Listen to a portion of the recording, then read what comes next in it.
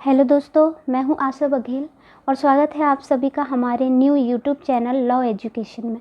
तो दोस्तों, आज हम हमारे न्यू चैनल की शुरुआत हिंदी लीगल ड्राफ्टिंग की कुछ महत्वपूर्ण जानकारियों के साथ करने जा रहे हैं।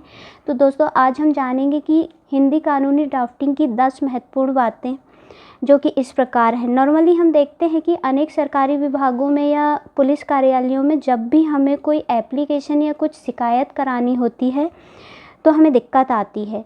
ये हिंदी लीगल ड्राफ्टिंग जो है, इसको कैसे इम्प्रूव किया जाए, इसके बारे में आज का ये वीडियो लेक्चर है। हिंदी लीगल ड्राफ्टिंग 10 महत्वपूर्ण बातें हैं जिसका यदि हम ध्यान रखते हैं तो हमारी ड्राफ्टिंग बहुत अच्छी होगी। नॉर्मली हम बहुत आवेदन बनाते हैं और जो न्यायालय में जूनियर अधिवक्ता काम करते हैं उनके अनेक याचिकाएं बनानी होती हैं उनको। यदि सरकारी विभागों में जितने भी सरकारी विभाग हैं उनमें आपको आवेदन देने होते हैं या नगर निगम में कोई शिकायत दर्ज करनी होती है या कोई कार्य करवाना होता है, विद्युत मंडल में आवेदन देना होता है, पुलिस थाना में एफआईआर दर्ज कराना होता है, तो इस प्रकार से हमें किन बातों का ध्यान रखना चाहिए, या कहीं शिकायत करना होता है या न्यायालय में जो कार्य करते हैं सिविल अथवा क्रिमिनल ड्राफ्टिंग होती है, मतलब दीवानी या फौजदारी जो आवेदन बनाए जाते हैं, इसमें नॉर्मली हमें इन बातों का ध्यान रखना बहुत ज़रूरी होता है जब हम एप्लीकेशन बना रहे होते हैं। तो सबसे पहले ड्राफ्टिंग जो होती है, जो आवेदन हम तैयार कर रहे हैं उसके अंदर जो शब्दों का हम हमेशा प्रयोग करते हैं उसका बहुत बड़ा प्रभाव पड़ता है कि कौन से शब्द आपने कहाँ यूज़ किए हैं, किस प्रकार से शब्दों का आपको इस्तेमाल करना है। फिर हमारा एप्लीकेशन का जो फ्लॉम है, जो हम फैक्ट्स बता रहे हैं, जो हम न्यायालय को या किसी सरकारी विभाग को कन्विंस करना चाहते हैं, तो जो हमारा फ्लो है वो मतलब कौन सा पैराग्राफ पहले आना चाहिए, कौन सी घटना हमें पहले दर्शाना चाहिए, वो फ्लो होना चाहिए। और साथ ही साथ आपने जो लास्ट में प्रेयर की है, आपकी जो प्रार्थना है जिसमें आप क्या चाहते हैं, सरकारी विभाग से या न्यायालय से क्या चाहते हैं, इन बातों का विशेष रूप से ध्यान देना बहुत ज़रूरी होता है हिंदी लीगल ड्राफ्टिंग के समय में। और यह भी बताना ज़रूरी होता है कि जो ड्राफ्ट हमने तैयार किया है वो हम किसे दें, किसे एड्रेस करें। उसके बाद व्हाट एक्सप्रेस, जिसको हम दे रहे हैं उसको पढ़ने के बाद हमारी क्या अभिव्यक्ति सामने वाले तक पहुंच रही है। फिर हाउ एक्सप्रेस, हमने जो अभिव्यक्त किया है वो किस प्रकार से किया है।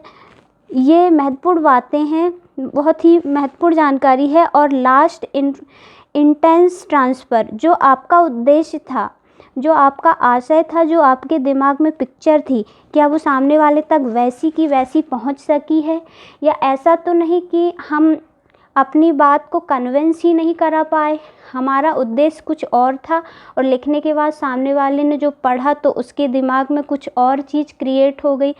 तो इन सब बातों का विशेष रूप से ध्यान देना पड़ता है। इन सब तकलीफ़ों को दूर करने के लिए हमें 10 बातों का ध्यान रखना बहुत ज़रूरी होता है, जिससे हिंदी लीगल ड्राफ्टिंग को अच्छी से अच्छी कर सकें। सबसे पहले शब्दों का बहुत महत्व होता है। जैसे कि मैंने बताया, वर्ड्स बहुत ज़रूरी होते हैं। आपके पास हर शब्द के समानार्थी और विलोम शब्द होते हैं, उन शब्दों पर हमारी पकड़ होनी चाहिए। शब्दों की भी डिग्री होती है, कुछ शब्द छोटे होते हैं, कुछ शब्द समानार्थी होने के बाद उसमें बहुत बड़ा प्रभाव रखता है। जैसे आदरणीय कहकर संबोधित करें या माननीय कहकर संबोधित करें, दोनों में भी अंतर हो जाता है। फिर समय निरंतर प्रैक्टिस के लिए आपको निरंतर समय देना पड़ता है, तब कहीं जाके हमारी क्लियर ड्राफ्टिंग तैयार होगी। फिर अवांछित शब्द, मतलब अवांछित शब्द और जो वाक्यों को जब आप एप्लीकेशन बना लेते हैं उसमें कोई शब्द अवांछित लगते हैं तो उन शब्द या वाक्य को निकाल देना चाहिए। और जितना हो सके लीगल और स्टैंडर्ड वर्ड, मतलब जो कि कानूनी या लीगल वर्ड्स होते हैं या मानक शब्द होते हैं, उनका हमें उपयोग करना चाहिए। इसके बाद टू वर्म, ये बड़ा इम्पॉर्टेंट है कि हम किसको एड्रेस करके लिख रहे हैं पढ़ते समय, उस ड्राफ्ट को लिखने के बाद वैसे पढ़िए जिस व्यक्ति को हमने एड्रेस किया था। पूरा लेटर लिखते समय हमें जिस व्यक्ति को हम आवेदन लिख रहे हैं, याचिका पढ़ने की मनोदशा तक पहुंचना होगा। फिर आपका उद्देश्य क्या है, उसे ये लिखने का क्या लिखने के बाद वो पूरा उसमें कन्वे हो रहा है कि नहीं, उस विचार पर हमें करना चाहिए। प्रॉपर सीक्वेंस, आपका जो फैक्ट है, जो तथ्य है, प्रॉपर सीक्वेंस में होना चाहिए। ऐसा नहीं कि व्यक्ति को वह सीक्वेंस क्लियर ना हो। रीड आफ्टर ड्राफ्टिंग तैयार करने के बाद उसे पढ़ना ज़रूर चाहिए, जिससे कि उसमें जो भी मिस्टेक हो उसे सुधारा जा सके। और सबसे महत्वपूर्ण बात, कम शब्दों में ज़्यादा समावेश हो। इसका मतलब ये नहीं है कि महत्वपूर्ण बातें छूट जाएं।